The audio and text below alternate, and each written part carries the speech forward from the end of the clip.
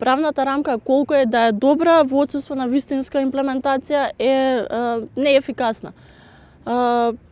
Кои се главните причини? Ќе кажам дека е широка тема. Од една страна, мала е и политичката волја, дополнително, како што кажав, се непополнетите работни места, и по квантитет и по квалитет. Увидовме и вработување на лица кои што не ги исполнуваат условите. Дополнителен проблем е навистина и намалувањето постојано на буџетот.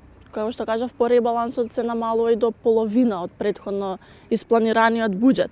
Главна забелешка, што би кажала, е непостоењето на систем на следење на имплементацијата на законите. Значи, мора да постои еден систем да се види како се имплементираат и спроведуваат овие закони во пракса.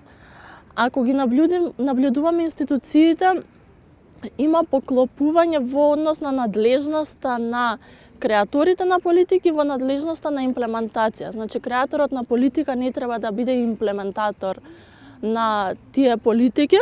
Дополнителен проблем е малата комуникација, значи потребно е да има еден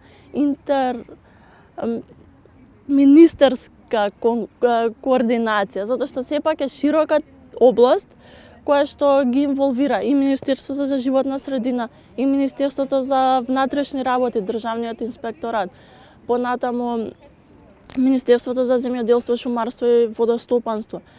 Иако не е директно инволвирано, сепак влијае на буџетот и Министерството за финанси.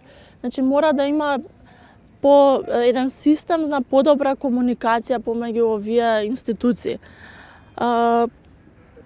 Огромен проблем е непостоењето на на специјализирани судови за конкретно за судење на кривични предмети.